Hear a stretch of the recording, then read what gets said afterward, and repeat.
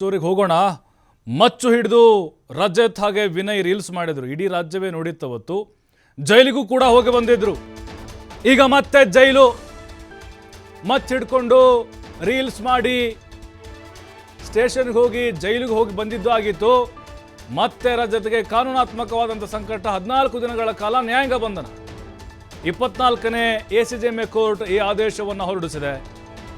April 29ರವರೆಗೆ ನ್ಯಾಯಾಂಗ ಬಂಧನವನ್ನು ವಿಧಿಸಿದೆ ಕೋರ್ಟ್. ಇಲ್ಲಿ ಮತ್ತೆ ಪರಪ್ಪನ ಅಗ್ರಹಾರ ಜೈಲಿಗೆ ಶಿಫ್ಟ್ ಆಗಿದ್ದಾರೆ ಬಿಗ್ ಬಾಸ್ ಖ್ಯಾತಿ ರಜತ್.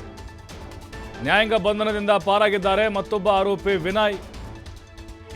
ವಿನಯ್ಗೆ 500 ರೂಪಾಯಿ ದಂಡ ವಿಧಿಸಿ ವಾರೆಂಟ್ ರಿಕಾಲ್ ಮಾಡಿದ್ದಾರೆ. ಷರತ್ತಿನ ಸುಮ್ಮನೆ ಕಳ್ಳೆಪುರಿತನ ಕೊಟ್ಟಿರ್ತಾರೆ. ಅದನ್ನ ಅಲ್ಲೇನೋ ಜಾಮೀನು ಕೊಡ್ತಾರಲ್ವಾ, ಜಾಮೀನು ಯಾಕೆ ಕೊಡ್ತಾರೆ? ಷರತ್ತುಗಳನ್ನು ವಿಧಿಸಿರ್ತಾರೆ, ಬರಬೇಕು, ವಿಚಾರಣೆಗೆ ಹಾಜರಾಗಬೇಕು ಅಂತ. ರಜತ್ ಏನು ಮಾಡಿದ್ರು? ಅಲ್ಲೂ ಧಿಮಾಕು, ಏನು ಮಾಡ್ಕೊಳ್ಳೋಕ್ಕಾಗತ್ತೆ ಅಂತ ನೋಡಿ. ಮತ್ತೆ 14 ದಿನ ಜೈಲು. ವಿನಯ್ ಗೌಡ ಎದ್ನೋ ಬಿದ್ನೋ ಅಂತ ಓಡಿ ಬಂದರು ಕೋರ್ಟ್ಗೆ. ಅವ್ರಿಗೆ 500 ರೂಪಾಯಿ ಫೈನು. ನೇರವಾಗಿ ಕೋರ್ಟ್ಗೆ ಬಂದರು. ರಜತ್ ಜಾಮೀನು ಅರ್ಜಿ ವಿಚಾರಣೆಯನ್ನು ನಾಳೆಗೆ ಮುಂದೂಡಿಕೆ ಮಾಡಲಾಗಿದೆ. ಅಲ್ಲ, ಅಷ್ಟೆಲ್ಲ ಆಗಿದೆ. ಕೋರ್ಟ್ ಮೆಟ್ಲೇರಿ ಜೈಲಿಗೆ ಹೋಗಿ ಜಾಮೀನು ತಗೊಂಡು ಹೊರಗಡೆ ಬಂದಿದ್ದಾರೆ.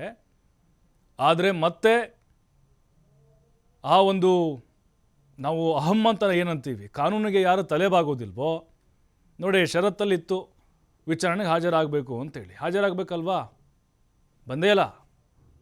ನೋಟಿಸು ಜಾರಿ ಮಾಡಿದರು ಕೋರ್ಟ್ನಿಂದ. ಬಸವೇಶ್ವರನ ಪೊಲೀಸರು ಅರೆಸ್ಟ್ ಮಾಡಿ ಮತ್ತೆ ಈಗ ಜೈಲಿಗಟ್ಟಿದ್ದಾರೆ. ಮತ್ತಷ್ಟು ಮಾಹಿತಿ ಸಂತೋಷ್ ಪಟೇಲ್ ನೀಡ್ತಾರೆ ನೇರ ಸಂಪರ್ಕದಲ್ಲಿ. ಸಂತೋಷ್, ಕಾನೂನಿಗೆ ಯಾರು ತಲೆಬಾಗೋದಿಲ್ವೋ, ಧಿಮಾಕ್ ಯಾರು ತೋರಿಸ್ತಾರೋ ಮತ್ತೆ ಅವರಿಗೆ ಶಿಕ್ಷೆ ಅಥವಾ ಜೈಲೇ ಗತಿ ಅಂಥೇಳಿ ಈಗ ರಜತ್ ಕೇಸ್ ನೋಡ್ತಾ ಇದ್ದೀವಿ.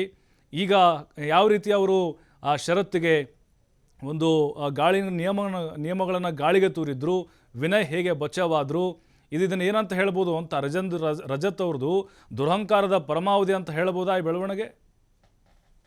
ಪ್ರಭು, ಏನು ಈ ನೆಲದ ಕಾನೂನಿಗೆ ಯಾರೇ ಆದರೂ ಕೂಡ ಗೌರವವನ್ನು ಕೊಡಬೇಕಾಗುತ್ತೆ. ನ್ಯಾಯಾಲಯದಲ್ಲಿ ಇವರು ಷರತ್ತುಬದ್ಧ ಜಾಮೀನನ್ನು ಪಡ್ಕೊಂಡು ಬಂದ ನಂತರ ಆ ಷರತ್ತುಗಳಿಗೆ ಅನ್ವಯವಾಗಿ ನಡ್ಕೊಳ್ಬೇಕಾಗತ್ತೆ. ಇಬ್ಬರು ಕೂಡ ರೀಲ್ಸ್ ಪ್ರಕರಣದಲ್ಲಿ ವಿನಯ್ ಮತ್ತು ಆರೋಪಿ ರಜತ್ ಇಬ್ಬರು ಬಂಧನವಾಗುತ್ತೆ. ಬಂಧನವಾದ ಬಳಿಕ ಇಬ್ಬರು ಪರಪ್ಪನ ಅಗ್ರಹಾರಕ್ಕೆ ಸೇರಿದ ನಂತರ ಷರತ್ತುಬದ್ಧ ಜಾಮೀನನ್ನು ಪಡ್ಕೊಳ್ತಾರೆ. ಇದಾದ ನಂತರ ಜಾಮೀನು ಸಿಕ್ಕಿದ ಮೇಲೂ ಕೂಡ ಇವರು ಕೋರ್ಟ್ಗೆ, ನ್ಯಾಯಾಲಯಕ್ಕೆ ಹಾಜರಾಗಬೇಕಾಗುತ್ತೆ. ಅಂದರೆ ಪ್ರಕರಣದ ವಿಚಾರಣೆ ನಡೆಯುವಂಥ ಸಂದರ್ಭದಲ್ಲಿ ಇವರು ಹಾಜರಾಗಬೇಕು ನ್ಯಾಯಾಲಯಕ್ಕೆ. ಆದರೆ ಜಾಮೀನು ಪಡೆದು ಮೊದಲ ಕಾಲ್ನಲ್ಲೇ ವೈಲೇಷನ್ ಮಾಡಿರುವಂಥದ್ದು. ಅಂದರೆ ಜಾಮೀನು ಪಡೆದ ನಂತರ ಒಂದು ಡೇಟನ್ನು ನಿಗದಿ ಮಾಡಿರುತ್ತೆ. ಆ ಡೇಟ್ ದಿನ ಇವರು ನ್ಯಾಯಾಲಯಕ್ಕೆ ಹಾಜರಾಗಬೇಕು. ಮೊದಲ ಡೇಟ್ನಲ್ಲೇ ಇಬ್ಬರು ಕೂಡ ನ್ಯಾಯಾಲಯಕ್ಕೆ ಹಾಜರಾಗದೆ ಇಬ್ಬರು ಕೂಡ ಗೈರಾಗಿರುವಂಥದ್ದು. ಸೊ ಇದಕ್ಕೆ ಸಂಬಂಧಪಟ್ಟಂಗೆ ನ್ಯಾಯಾಲಯ ಒಂದು ವಾರೆಂಟನ್ನು ಹೊರಡಿಸಿತ್ತು. ಅದರಲ್ಲೂ ವಿಶೇಷವಾಗಿ ಆರೋಪಿ ರಜತ್ ಏನಿದ್ದಾನೆ ಆತನ ವಿರುದ್ಧ ವಾರೆಂಟನ್ನು ಹೊರಡಿಸಿತ್ತು. ಈ ವಾರೆಂಟಿನ ಅನ್ವಯ ರಜತ್ಗೆ ಮೊದಲು ಬಸವೇಶ್ವರ ನಗರ ಪೊಲೀಸರು ನೋಟಿಸನ್ನು ಕೊಟ್ಟರು. ಇವತ್ತು ಬೆಳಗ್ಗೆ ವಿಚಾರಣೆಗೆ ಹಾಜರಾದಂಥ ಸಂದರ್ಭದಲ್ಲಿ ರಜತ್ನನ್ನು ವಶಕ್ಕೆ ಪಡೆದು ಬಂಧನವನ್ನು ಮಾಡ್ತಾರೆ. ಬಂಧನವನ್ನು ಮಾಡಿ ನ್ಯಾಯಾಲಯಕ್ಕೆ ಹಾಜರುಪಡಿಸುವಂಥದ್ದು. ನ್ಯಾಯಾಲಯಕ್ಕೆ ಹಾಜರುಪಡಿಸಿದ ನಂತರ ನ್ಯಾಯಾಲಯದಲ್ಲಿ ವಿಚಾರಣೆ ಆಗುತ್ತೆ. ರಜತ್ಗೆ ಪೊಲೀಸರು ಏನಾದರೂ ತೊಂದರೆ ಕೊಟ್ಟರ ಅನ್ನೋದ್ರ ಬಗ್ಗೆ ಕೂಡ ಏನು ನ್ಯಾಯಾಧೀಶರು ಪ್ರಶ್ನೆಯನ್ನು ಮಾಡುವಂಥದ್ದು. ಆತ ಇಲ್ಲ ಅಂತೇಳಿ ಸ್ಪಷ್ಟತೆಯನ್ನು ಕೊಟ್ಟ ಬಳಿಕ ಅವರ ಪರ, ಅಂದರೆ ಪೊಲೀಸರ ಪರ PP ಏನಿರ್ತಾರೆ ಅವರು ವಾದ ಮಂಡಿಸಿರುವಂಥದ್ದು. ಆರೋಪಿ ಜಾಮೀನು ಸಿಕ್ಕ ಬಳಿಕ ಮೊದಲ ಕಾಲ್ನಲ್ಲೇ ವೈಲೇಷನನ್ನು ಮಾಡಿದ್ದಾರೆ. ಜಾಮೀನಿಗೆ ಸಿಕ್ಕ ನಂತರ ಈ ಡೇಟ್ಗೆ ನ್ಯಾಯಾಲಯಕ್ಕೆ ಹಾಜರಾಗಬೇಕಿತ್ತು, ಹಾಜರಾಗಿರಲಿಲ್ಲ.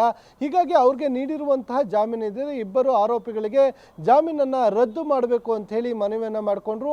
ಈ ಸಂದರ್ಭದಲ್ಲಿ ರಜತ್ ಪರ ವಕೀಲರೇನಿದ್ರು ಅವರು ಇದು ಉದ್ದೇಶಪೂರ್ವಕವಾಗಿ ಆಗಿರುವಂತಹ ಗೈರು ಅಲ್ಲ, ಮುಂದಿನ ದಿನಗಳಲ್ಲಿ ಇಂತಹ ತಪ್ಪುಗಳು ಆಗದ ರೀತಿಯಲ್ಲಿ ನಾವು ನೋಡಿಕೊಳ್ತೀವಿ, ಹೀಗಾಗಿ ಜಾಮೀನನ್ನು ರದ್ದು ಮಾಡಬಾರ್ದು, ಇದು ಒಂದು ಬಾರಿ ವಾರೆಂಟನ್ನು ರೀಕಾಲ್ ಮಾಡಿಕೊಳ್ಳಿಕ್ಕೆ ಅವಕಾಶವನ್ನು ಮಾಡಿಕೊಳ್ಬೇಕು ಅಂತ ಹೇಳಿ ನ್ಯಾಯಾಧೀಶರ ಮುಂದೆ ಮನವಿಯನ್ನು ಮಾಡಿಕೊಂಡ್ರು. ಆದರೆ ನ್ಯಾಯಾಲಯ ಸರ್ಕಾರದ PP ಏನಿರ್ತಾರೆ ಅಭಿಯೋಜಕರು ಅವರ ಪರವಾಗಿ ಅವರ ಮನವಿಯನ್ನು ಪುರಸ್ಕರಿಸಿ ಆರೋಪಿತ ರಜತ್ ಏನಿದೆ ಈತನ ಏಪ್ರಿಲ್ 24ರವರೆಗೂ ಕೂಡ ಮತ್ತೆ ನ್ಯಾಯಾಂಗ ಬಂಧನಕ್ಕೆ ನೀಡಿರುವಂಥದ್ದು. ಪರಪ್ಪನ ಅಗ್ರಹಾರ ಜೈಲಿಗೆ ಮತ್ತೆ ರಜತ್ಗೆ ದರ್ಶನ ನೀಡಿರುವಂಥದ್ದು. ಮತ್ತೊಂದು ಕಡೆ ಮತ್ತೋರ್ವ ಆರೋಪಿ ವಿನಯ್ ಏನಿದ್ದ ಈತನಿಗೆ ವಾರೆಂಟ್ ಜಾರಿ ಆಗಿರಲಿಲ್ಲ. ಸೊ ಆದರೆ ಇವತ್ತು ಯಾವಾಗ ರಜತ್ನ ಬಂಧನವನ್ನು ಮಾಡಲಾಗುತ್ತೋ ಅದರ ಬೆನ್ನಲ್ಲಿ ಈತನು ಕೂಡ ಬಂಧನದ ಭೀತಿಯಿಂದ ಏನು ನ್ಯಾಯಾಲಯಕ್ಕೆ ಓಡೋಡಿ ಬಂದಿರುವಂಥದ್ದು. ಬಂದು ನ್ಯಾಯಾಲಯದ ಮುಂದೆ ನ್ಯಾಯಾಧೀಶರ ಮುಂದೆ ಹಾಜರಾಗಿರುವಂಥದ್ದು. ಈ ಸಂದರ್ಭದಲ್ಲೂ ಕೂಡ ವಿನಯ್ಗೂ ವಾರ್ನಿಂಗ್ ಮಾಡಿರುವಂತಹ ಕೋರ್ಟ್ 500 ರೂಪಾಯಿ ದಂಡವನ್ನು ವಿಧಿಸಿ ಆತನ ವಾರೆಂಟನ್ನು ರೀಕಾಲ್ ಮಾಡಿ ಪ್ರಕರಣದ ಅರ್ಜಿಯನ್ನು 29ಕ್ಕೆ ವಿಚಾರಣೆಗೆ ಮುಂದೂಡಿರುವಂಥದ್ದು.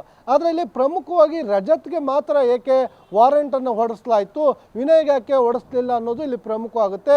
ಯಾವುದೇ ಒಂದು ಪ್ರಕರಣದ ಆರೋಪಿಯ ಹಾವಭಾವ ಇರ್ಬೋದು, ಆತನ ನಡತೆಗಳೇನಿರ್ಬೋದು, ಇವೆಲ್ಲವನ್ನು ಪ್ರತಿಯೊಂದನ್ನು ಕೂಡ ಪೊಲೀಸರು ಗಮನಿಸ್ತಾ ಇರ್ತಾರೆ. ಅದನ್ನು ಗಮನಿಸಿ ನ್ಯಾಯಾಲಯಕ್ಕೆ ಮಾಹಿತಿಯನ್ನು ಕೊಡ್ತಾ ಇದ್ದಾರೆ. ಅದಲ್ಲದೆ ಈ ಹಿಂದೆ ಕೂಡ ರಜತ್ನ ಬಂಧನವನ್ನು ಮಾಡಿದಂಥ ಸಂದರ್ಭದಲ್ಲಿ ಶಿಸ್ತಿನಿಂದ ನಡ್ಕೊಂಡಿರಲಿಲ್ಲ. ಆತ ಶರ್ಟನ್ನು ಓಪನ್ ಮಾಡ್ಕೊಳ್ಳುವಂಥದ್ದು ಏನು ಯಾವುದೇ ರೀತಿಯಲ್ಲಿ ಒಬ್ಬ ಸೆಲೆಬ್ರಿಟಿಯಾಗಿ ಈತ ಸಮಾಜದಲ್ಲಿ ಹೇಗೆ ನಡ್ಕೊಳ್ಬೇಕು ಅನ್ನೋದ್ರ ಬಗ್ಗೆ ಈತನಿಗೆ ಒಂದು ಸಾಮಾನ್ಯ ಜ್ಞಾನ ಇಲ್ಲ, ಪ್ರಜ್ಞೆ ಇಲ್ಲ ಅಂತ ಹೇಳಿದ್ರೆ ಮುಂದಿನ ದಿನಗಳಲ್ಲಿ ಈತನ ಹೀಗೆ ಬಿಟ್ಟರೆ ಕಾನೂನು ಬಗ್ಗೆ ಯಾವುದೇ ರೀತಿಯ ಗೌರವ ಕೂಡ ಇವನಿಗಿರೋದಿಲ್ಲ. ಮತ್ತು ಇವನನ್ನು ನೋಡಿ ಇವನ ಫಾಲೋವರ್ಸ್ ಏನನ್ನು ಕಲಿಬೇಕು ಅನ್ನೋದು ಪ್ರಮುಖವಾಗುತ್ತೆ. ಸೊ ಈ ಕಾರಣಕ್ಕಾಗಿ ಈತ ಮೊದಲು ಸಾಮಾನ್ಯ ಪ್ರಜ್ಞೆನ ಇಟ್ಕೊಳ್ಬೇಕು, ಸಮಾಜದಲ್ಲಿ ಯಾವ ರೀತಿಯಾಗಿ ನಡ್ಕೊಳ್ಬೇಕು ಅನ್ನೋದನ್ನ ಕಲ್ತ್ಕೊಳ್ಬೇಕು.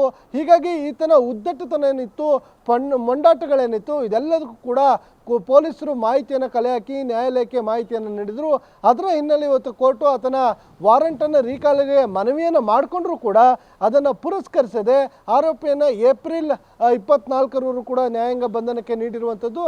ಅದರ ಜೊತೆಗೆ ನಾಳೆ ಈ ರಜತ್ ಪರ ವಕೀಲರು ಏನಿದ್ದಾರೆ, ಸೊ ಅವರು ರಜತ್ಗೆ ಜಾಮೀನನ್ನು ಕೋರಿ ಅರ್ಜಿಯನ್ನು ಸಲ್ಲಿಕೆಯನ್ನು ಮಾಡ್ಬೋದು ಅಂತೇಳಿ ಅವ್ರಿಗೂ ಸೂಚನೆಯನ್ನು ಕೊಟ್ಟಿರುವಂಥದ್ದು. ಈ ಹಿನ್ನೆಲೆಯಲ್ಲಿ ರಜತ್ ಪರ ವಕೀಲರು ನಾಳೆ ಜಾಮೀನು ಅರ್ಜಿಯನ್ನು ಸಲ್ಲಿಕೆಯನ್ನು ಮಾಡ್ತಾರೆ. ನಾಳೆ ಅರ್ಜಿ ಏನಾದರೂ ಜಾಮೀನು ಅರ್ಜಿ ಸಲ್ಲಿಕೆ ಆದರೆ ನಾಳೆಯೇ ವಿಚಾರಣೆಗೆ ಬರುತ್ತಾ, ಇಲ್ಲ ಪೊಲೀಸರಿಗೆ ಅಬ್ಜೆಕ್ಷನ್ನ ಹಾಕಲಿಕ್ಕೆ ಸಮಯಾವಕಾಶವನ್ನು ಕೊಟ್ಟು ಅರ್ಜಿಯ ವಿಚಾರಣೆ ಮುಂದೂಡಿಕೆ ಆಗುತ್ತಾ ಅನ್ನೋದನ್ನ ಕಾಯ್ದು ನೋಡಬೇಕಾಗುತ್ತೆ. ಪ್ರಭು ಸಂತೋಷ್, ಈಗ ಅದೆಂಥ ಸೆಲೆಬ್ರಿಟಿ ಆಗಿರಲಿ, ಅಧಿಕಾರ ಇರಲಿ, ಅದೆಷ್ಟೇ ಪ್ರಭಾವ ಆಗಿರಲಿ, ಕಾನೂನು ತಲೆ ಬಾಗಲೇಬೇಕು. ಈ ಕೇಸ್ನಿಂದ ಒಂದು ಕಾನೂನಿನ ಒಂದು ಪಾಠ ಆಗಿದೆಯಾ ಅಂತ. ಯಾಕಂದರೆ ನಾನು ಜಾಮೀನು, ನನಗೆ ಬೇಲ್ ಸಿಕ್ಕಿದೆ, ಏನು ಬೇಕಾದರೂ ಮಾಡ್ಬೋದು, ನೆಕ್ಸ್ಟ್ ವಿಚಾರಣೆಗೆ ಹಾಜರಾಗ್ಬೋದು ಅಂತ ರಜತ್ ಬಹುಶಃ ಅಂದ್ಕೊಂಡಿದ್ರು, ಆ ಒಂದು ಹಮ್ ತೋರಿಸಿದ್ರು ಅಂತ ಅನಿಸುತ್ತೆ. ಈಗ ತಗ್ಗಿ ಬಗ್ಗೆ ನಡಿಬೇಕು, ಕಾನೂನು ತಲೆಬಾಗಬೇಕು ಅನ್ನೋದು ಅರಿವು ಆಗಿರಬೇಕಂತ ಅನಿಸ್ತಾ ಇದೆ. ಖಂಡಿತ ಪ್ರಭು. ಯಾಕೆಂತ ಹೇಳಿದ್ರೆ ಈ ನೆಲದ ಕಾನೂನಿಗೆ ದೇಶದ ಮೊದಲ ಪ್ರಜೆ ಅನ್ನಿಸ್ಕೊಂಡ ವ್ಯಕ್ತಿಯು ಕೂಡ ಗೌರವವನ್ನು ಕೊಡಬೇಕಾಗುತ್ತೆ. ಮತ್ತು ಈ ದೇಶದ ಕಟ್ಟ ಕಡೆಯ ಪ್ರಜೆ ಆಗಿರ್ತಾನೆ, ಆತನು ಕೂಡ ಈ ನೆಲದ ಕಾನೂನನ್ನು ಗೌರವಿಸಬೇಕಾಗುತ್ತೆ. ಮತ್ತು ಆ ಕಾನೂನು ರೀತಿಯಲ್ಲೇ ನಮ್ಮ ಬದುಕನ್ನು ಕೂಡ ರೂಪಿಸ್ಕೊಳ್ಬೇಕಾಗತ್ತೆ. ಅದೇ ರೀತಿಯಲ್ಲಿ ನಾವು ಈ ಸಮಾಜದಲ್ಲಿ ಬದುಕಬೇಕು. ಆದರೆ ಇವೆಲ್ಲವನ್ನು ಗಾಳಿಗೆ ತೂರಿ ನಮ್ಮ ಪುಂಡಾಟಿಕೆ ಇರ್ಬೋದು, ದಾಷ್ಟ್ಯ ಇರ್ಬೋದು, ದರ್ಪ ಇರ್ಬೋದು, ಇದ್ಯಾವುದನ್ನು ಕೂಡ ತೋರಿಸ್ಲಿಕ್ಕೆ ಆಗೋದಿಲ್ಲ. ನಾವು ಕಾನೂನಿನ ಅಡಿಯಲ್ಲೇ ನಡ್ಕೊಳ್ಬೇಕು, ಕಾನೂನುಗಳನ್ನು ಉಲ್ಲಂಘನೆಯನ್ನು ಮಾಡಬಾರ್ದು. ರಜತ್ ಇಲ್ಲಿ ಏನಾಗ್ಬೋದು, ಈಗಾಗಲೇ ಒಂದ್ಸಲ ಜೈಲಿಗೆ ಹೋಗಿದ್ದೀನಿ, ಅರೆಸ್ಟ್ ಆಗಿದೆ, ಜಾಮೀನು ಪಡ್ಕೊಂಡಿದ್ದೀನಿ, ಏನಾಯ್ತು ಈಗ? ಸೊ ಮತ್ತೆ ನನ್ನನ್ನು ಏನು ಮಾಡ್ಲಿಕ್ಕೆ ಸಾಧ್ಯ? ಒಂದು ನೋಟಿಸ್ ಕೊಡ್ಬೋದಾ, ವಾರ್ನಿಂಗ್ ಕೊಡ್ಬೋದಾ ಅನ್ನೋ ಉದ್ದೇಶದಲ್ಲಿ ಮಾಡಿದ್ದಾರೋ, ಇಲ್ಲ ಉದ್ದೇಶಪೂರ್ವಕವಾಗಿ ಗೈರಾಗಿದ್ದಾರೋ, ಗೈರಾಗಲಿಕ್ಕೆ ಇಲ್ಲ ಬೇರೆ ಏನಾದ್ರು ಕಾರಣಗಳಿತ್ತು ಅನ್ನೋದ್ರ ಬಗ್ಗೆ ಇನ್ನೂ ಸ್ಪಷ್ಟತೆ ಇಲ್ಲ. ಆದರೆ ನ್ಯಾಯಾಲಯಕ್ಕೆ ಇವರು ಗೈರು ಆದರೆ ಅದಕ್ಕೆ ಸೂಕ್ತವಾದ ಕಾರಣವನ್ನು ಕೊಡಬೇಕು, ಇಲ್ಲ ಅಂದರೆ ನ್ಯಾಯಾಲಯಕ್ಕೆ ಇವರು ಹಾಜರಾಗಬೇಕು. ಇಲ್ಲದೆ ಹೋದಲ್ಲಿ ಈ ರೀತಿಯಾಗಿ ವಾರೆಂಟನ್ನು ಮಾಡಿ ಪುನಃ ಅವ್ರನ್ನ ಬಂಧಿಸಿ ಜೈಲಿಗೆ ಕಳಿಸುವಂಥ ಕೆಲಸಗಳಾಗುತ್ತೆ. ಸೊ ಈ ಪ್ರಕರಣವನ್ನು ಗಮನದಲ್ಲಿಟ್ಕೊಂಡ್ರೆ ಬಹುತೇಕ ಸೆಲೆಬ್ರಿಟಿಗಳಿರ್ಬೋದು, ಸೋಷಿಯಲ್ ಮೀಡಿಯಾ ಸ್ಟಾರ್ಸ್ಗಳಿರ್ಬೋದು, ರೀಲ್ ಸ್ಟಾರ್ಗಳು ಎಲ್ಲಿಗೂ ಕೂಡ ಇದೊಂದು ಪಾಠ ಅಂತಾನೆ ಹೇಳ್ಬೋದು. ಪ್ರಭು, ಥ್ಯಾಂಕ್ ಯು ಸಂತೋಷ್ ಪಟೇಲ್, ತಮ್ಮೆಲ್ಲ ಮಾಹಿತಿಗಾಗಿ.